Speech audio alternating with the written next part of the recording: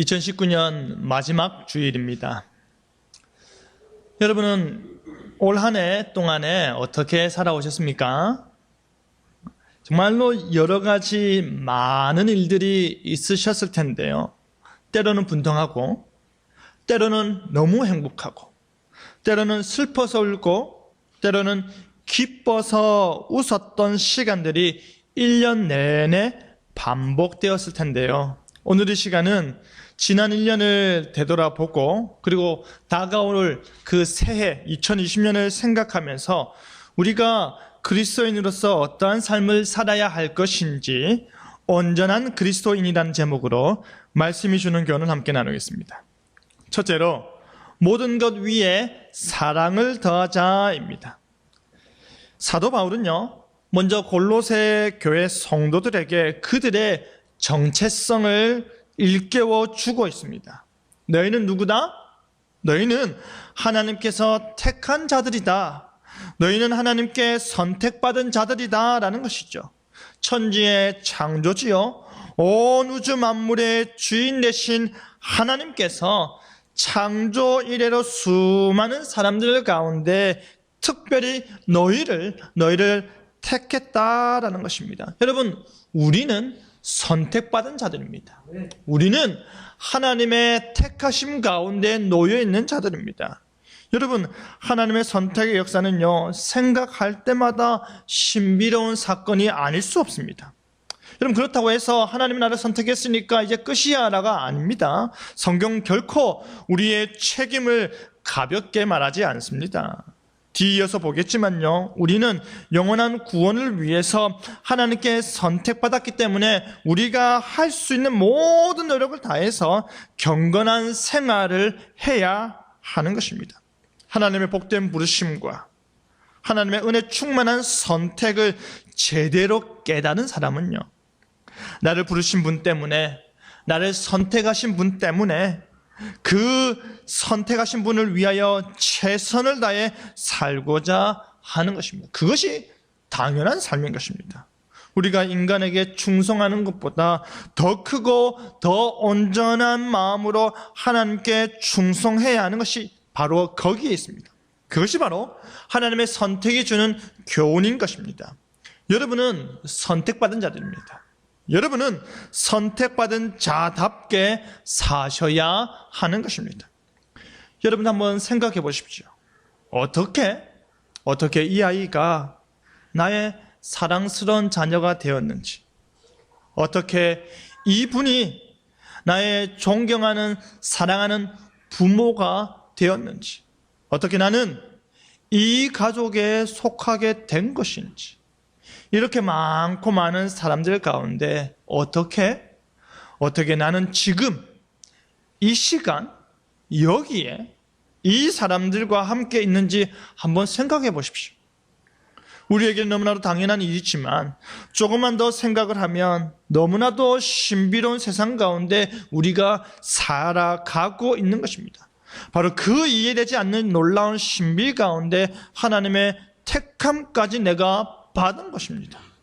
그 택함의 복음요, 우리로 어떠한 삶을 살게 합니까? 거룩하고 사랑받는 자의 삶을 살게 합니다.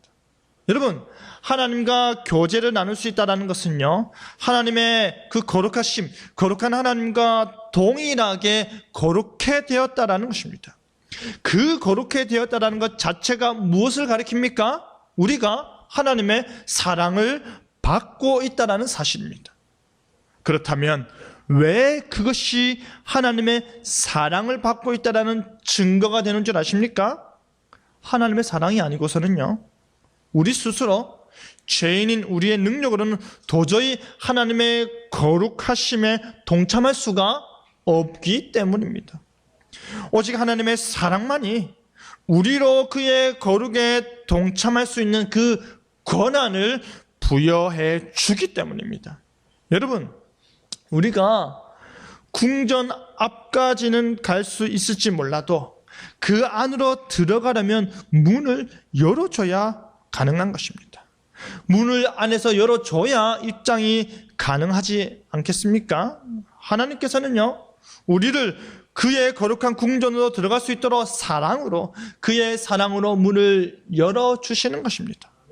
이제 사도 바울은요, 너희들이 바로 그 사랑을 받은 자처럼 긍휼과 자비와 겸손과 온유와 오래 참음을 옷 입어라 라고 권면합니다. 여러분, 옷 입는다라는 것이 무엇입니까?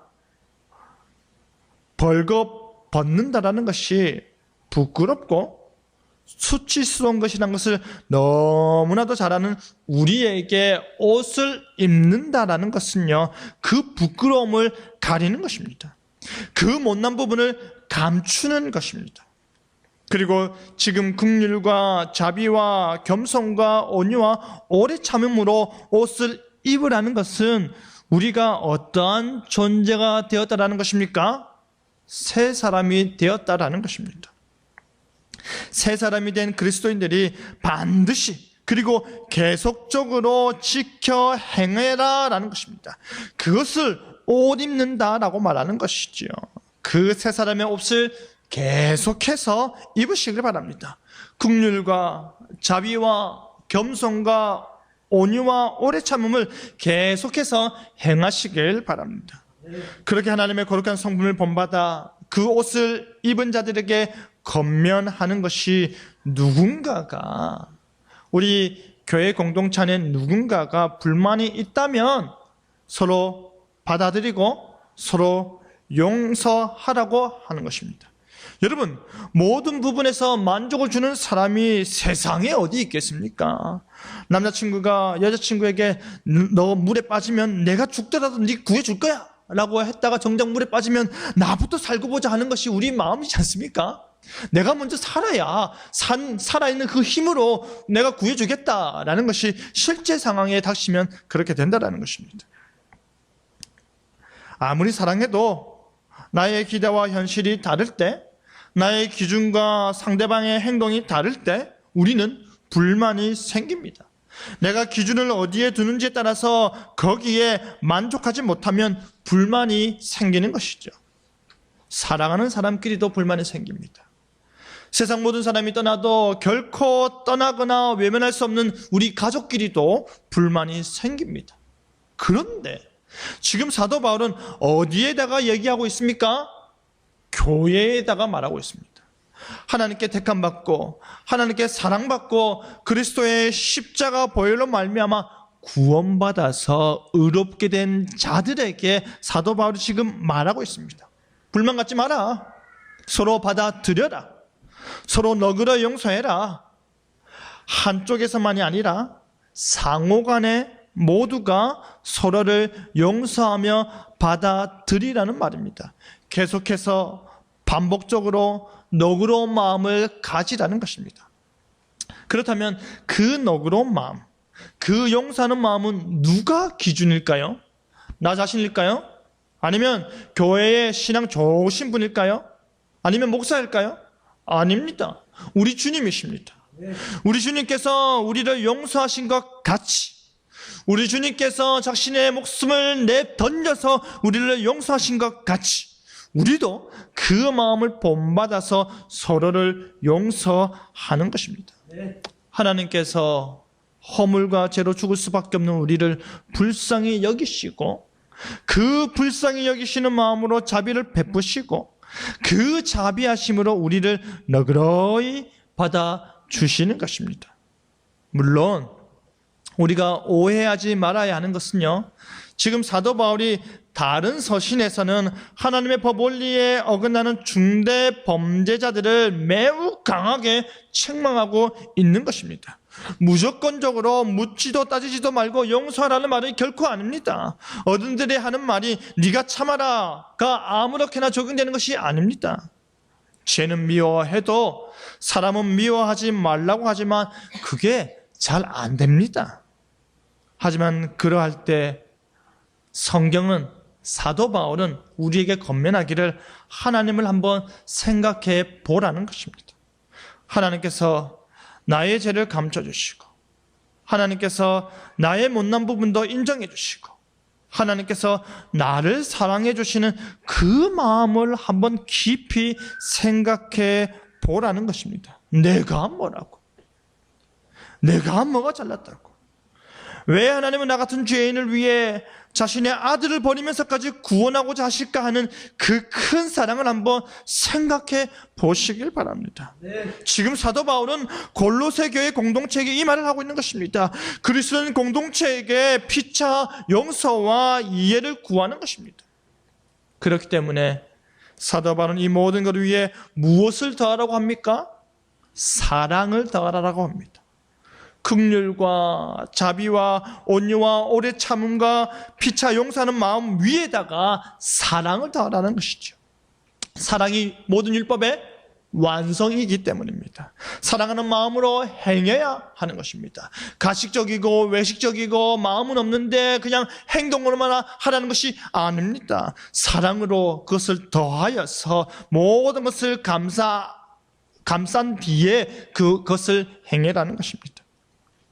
사랑하는 마음으로 행할 때에 하나님의 율법은 참으로 실천되고 완성되는 것입니다. 그 사랑이 바로 온전하게 매는 띠입니다.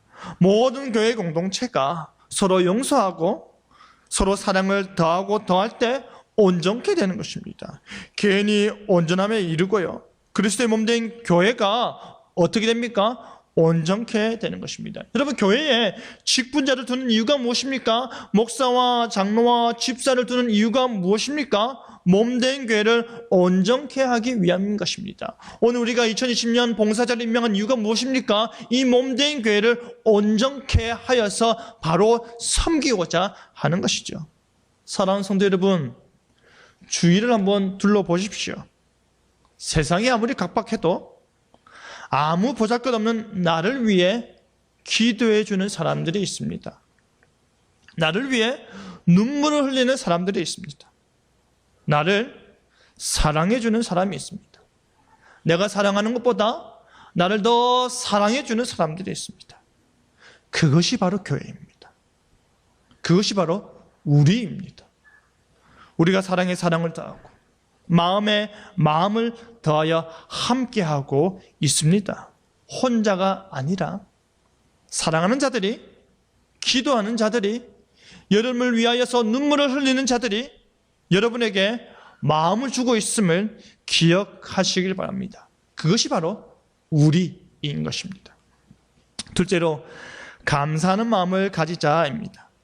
사도 바울은 이어서 그리스도의 평강이 너희 마음을 주장하게 하라 하는데요, 하나님이 세상을 처럼 사랑하사 독생자를 주셨으니 이는 저를 믿는 자마다 멸망치 않고 영생을 얻게 하려 하심이라와 같이 하나님의 사랑의 결과 그리스도가 이 땅에 오셨고 그의 십자가를 통해 거룩지 못한 우리가, 죄와 사망으로 죽은 우리가, 불의한 우리가 거룩하고 의로우신 하나님과 화목해 된 것입니다.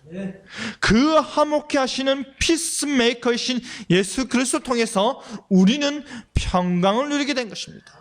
누구와의 평강입니까? 하나님과의 평강입니다. 하나님 안에 있는 사람들과의 평강인 것입니다. 우리에게 평강 그 자체로 오신 예수 그리스도를 통해서 그 안에서 평안한 삶을 살게 되는 것입니다. 여러분, 특별히 여기서요, 주장하게 하라는 말은요, 그리스도의 평강이 우리의 삶을 지배하게 하라는 말입니다. 그리스도의 평강이 강력히 우리 삶에 영향을 끼치게 하라는 말입니다. 내 삶을 그리스도의 평강이 지배하고 우리의 관계들을 그리스도의 평강이 통제하게 하는 것입니다. 그리스도의 평강이 여러분의 생각과 삶을 지배하길 바랍니다. 그리스도의 평강이 여러분에게 차고 넘치기를 바랍니다. 여러분, 우리가 잘 알다시피 예수님께서 부활 승천하시고 약속대로 성령님이 오순절에 강림하셨습니다. 그리고 시간이 얼마 지나지 않았음에도 불구하고 예루살렘 공동체 안에서, 예루살렘 교회 안에서 큰 갈등이 있었지 않습니까?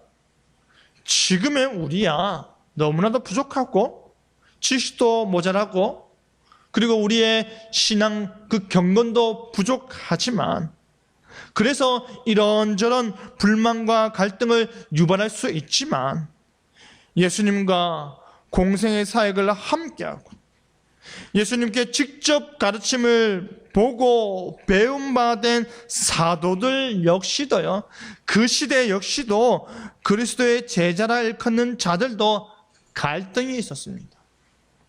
분열의 모습이 보였습니다. 그 갈등이 무엇입니까? 교회 공동체 안에서 히브리인 가부들과 헬라인 가부들이 도움받는 일에 있어서 차별이 있었다는 것입니다.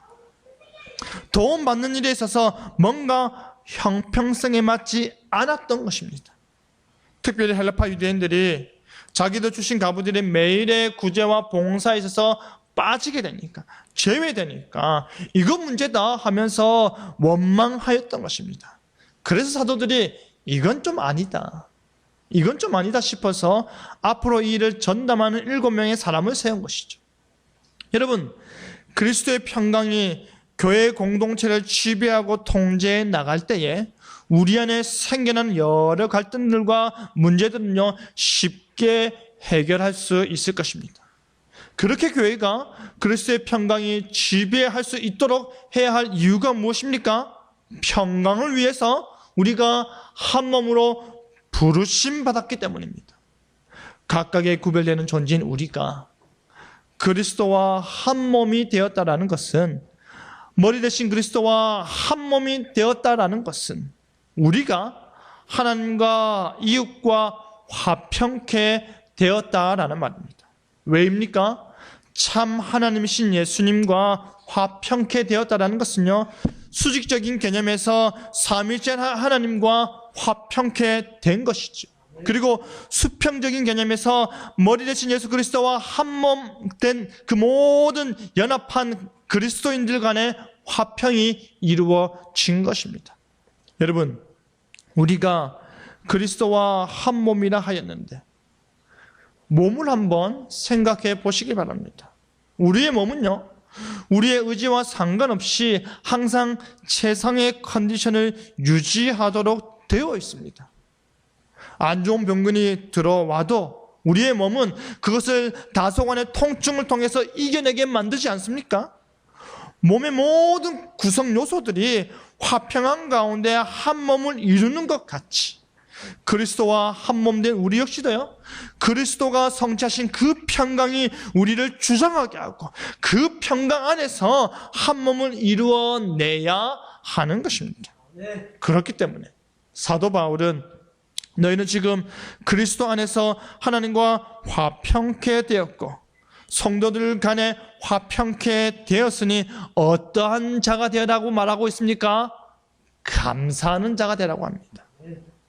어둠의 세력이 우리를 지배하고 압도하고 넘어뜨리고 있음에도 불구하고 그 안에서 어찌할 바를 몰라 불안해하던 삶에서 벗어났으니 그 큰 은혜를 베푸신 하나님께 감사하는 자가 되라는 말이죠.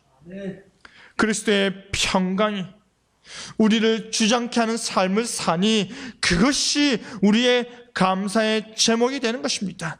우리가 그 그리스도의 평강으로 부름받았기 때문에 부름받은 그 목적대로 우리의 표되는 그리스도의 평강이 되어야 하니 우리가 그 안에서 감사하는 삶을 살자라는 것이죠. 교회 공동체와 더불어서 한 몸이 되어 함께 한다는 것 자체가 우리에게 감사의 제목이 되는 것입니다. 그렇게 감사하는 자의 삶을 살기 위해서는 우리가 어떠해야 하는지 아십니까? 그리스도의 말씀이 우리 속에 풍성하게 임하여야 합니다. 그리스도의 말씀이 우리 속에 풍성해 임하여서 우리 안에서 그 말씀이 우리를 움직이게 해야 하는 것입니다. 예수님께서 하신 말씀이, 예수님에 대한 말씀이, 예수님께서 성경을 통해서 우리에게 주는 그 교훈이 우리 안에 풍성히 거해야 하는 것이죠. 나의 마음속에 풍성히 거하고 우리 교회 공동체 안에 풍성히 거하는 것입니다. 그 일을 위하여서 제가 열심히 노력을 하고 있습니다. 그 일을 위해서 우리 이 강단에서는 모든 설교자들이 말씀을 깊이 있게 연구하고 거기를 최우선 순위로 둬서 예배 중심 교회를 실천하고 있는 것입니다. 여러분, 우리는 매일 주일 예배를 통해서 말씀을 듣습니다. 우리는 이 모든 말씀을 누구에게 주는 말씀으로 받아야 합니까? 나에게 주는 말씀으로 받아야 합니다. 나의 말씀으로 받아야 합니다. 우리는 이 모든 말씀을 하나님께서 나에게 하는 말씀으로 받아야 합니다. 그 설교 말씀을 들을 때 혹시 다른 누군가가 생각날 수도 있습니다. 이 말씀은 누가 들어야 되는데 라는 생각이 들 수 있죠. 그렇다 하더라도 그 사람 앞에 반드시 우리 자신을 세워야 합니다. 말씀 앞에 우리가 서고 우리가 선 다음에 다른 사람을 우리가 생각해야 한다는 것입니다. 내가 지금 당장 그 말씀과 관련 없어 보인다 하더라도, 이 말씀이 나랑 직접적으로 관련이 없는 것 같은데 하더라도 미래에 내 삶의 앞날에 있어서 그 말씀과 직접적으로 관련될 수 있기 때문입니다. 말씀은 과거를 향해서 선포되는 것이 아니라 현재의 나와 미래의 나를 향해서 선포하고 있기 때문입니다. 그 말씀이 여러분 가운데 풍성하게 임하길 바랍니다. 이제 사도 바울은요, 그 말씀을 너희 마음에 두고 모든 지혜를 다 동원하여 서로가 서로를 가르치고 권면하라고 합니다. 나는 말하는 사람, 나는 가르치는 사람, 나는 윗사람이라는 개념은 교회에 없습니다. 서로가 서로를 가르치는 것입니다. 서로가 서로를 권면하는 것입니다. 그렇기 때문에 모든 지혜를 다 동원하여야 하는 것입니다. 겸손에 겸손을 더하고, 혹시나 오해를 사지는 않을까, 혹시나 오지랖이진 않을까 하는 모든 것들을 다 고려하여서 지혜롭게 서로가 서로에게 가르쳐야 하는 것입니다. 여러분, 교회는요, 진리, 이 성경 말씀, 그 진리의 문제가 아닌 이상 비진리의 문제, 이래도 되고 저래도 되는 문제라면 서로가 서로를 맞춰서 하면 되는 것이기 때문입니다. 하지만 진리와 관련된 문제라면, 진리와 직간접적으로 영향을 줄 수 있는 문제라면 우리는 지혜를 동원하여 권면해야 하는 것입니다. 그 가르침과 권면의 결과는 반드시 그 사람을 세우는 일이어야 하기 때문입니다. 그 사람을 온전케 하고, 그 사람을 바르게 하고, 그 사람을 더 나은 그리스도인으로 만드는 것이 가르침과 권면, 나의 입술을 통하여서 나오는 가르침과 권면의 목적이 되어야 하기 때문입니다. 우리는 바로 그와 같은 존재로서 하나님께 감사하는 것입니다. 시와 찬미와 신령한 노래를 부르면서 하나님께 감사하는 것입니다. 하나님을 찬양하는 것입니다. 하나님께서 베푸신 은혜에 감사하는 마음으로 우리는 하나님을 찬양하는 것입니다. 이제 사도 바울은요, 이 모든 일, 무엇을 하든지 말에나 일에나 무슨 일이든지 간에 무엇으로 하라고 합니까? 그리스도의 이름으로 하고 그를 힘입어서 하나님 아버지께 감사하라고 합니다. 우리는 이 모든 일을 그리스도의 이름으로 행해야 하는 것입니다. 우리가 모든 지혜를 동원하고 피차 권면하고 함께 찬양하며 하나님께 감사하는 이 모든 일은요, 그리스도의 이름으로 행하는 것이어야 합니다. 왜 그리스도의 이름으로 행해야 할까요? 우리의 유일한 중보자 되시기 때문입니다. 우리의 유일한 중보자 되신 예수 그리스도의 이름에 힘입어야만 이 모든 일을 우리가 할 수 있기 때문입니다.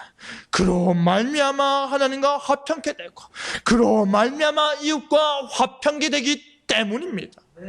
그의 이름으로 말미암아, 그의 이름 안에서 하나님께 감사할 수 있게 되는 것입니다. 우리는 그 감사의 삶을 그리스도로 말미암아 살 수 있는 것입니다.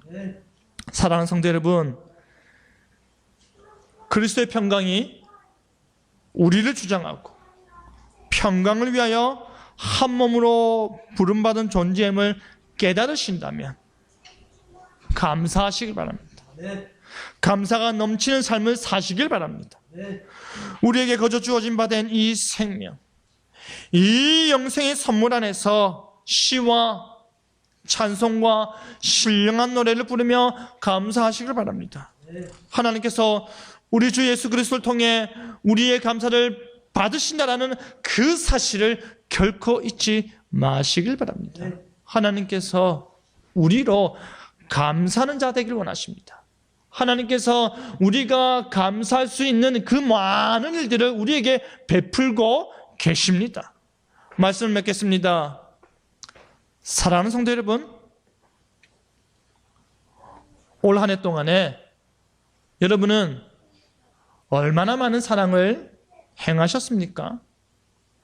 올 한 해 동안에 여러분은 얼마나 많은 감사를 표하셨습니까? 올 한 해 주남교회에 부어진 하나님의 은혜와 하나님의 사랑은요, 말로 다 표현할 수 없을 만큼 크고도 크고 놀랍고 놀라운 것들이었습니다. 우리가 하지 못하는 부분들을 하나님께서 해주셨습니다. 우리가 할 수 없는 부분들을 하나님께서 채워주셨습니다. 결국에 은혜였고 결국에 감사의 제목들이었습니다. 여러분은 말씀 안에서, 기도 안에서, 예배 공동체로서 올 한 해 참으로 감사가 넘치는 삶을 살아오셨습니까? 한번 생각해 보시길 바랍니다. 여러분은 올 초보다 지금보다 성숙된 그리스도인이 되셨습니다. 여러분 올 초보다 지금보다 나은 그리스도인이 되셨습니다. 여러분은 보다 온전한 그리스도인으로 자라나고 있으십니다. 하나님의 사랑 때문입니다. 하나님의 은혜 때문입니다. 지금도 그 사랑이, 지금도 그 은혜가 우리에게 부어지고 있기 때문입니다. 지금도 하나님의 도우심이 우리 가운데 역사로 일어나고 있기 때문입니다. 하나님께 감사하시길 바랍니다. 하나님께 영광 돌리시길 바랍니다. 그리하여 앞으로도 계속하여서 하나님 앞에서 그리스도 안에서 성령의 도우심을 받아 온전한 그리스도인으로 살아가시는 저와 여러분 되기를 간절히 바랍니다. 아멘.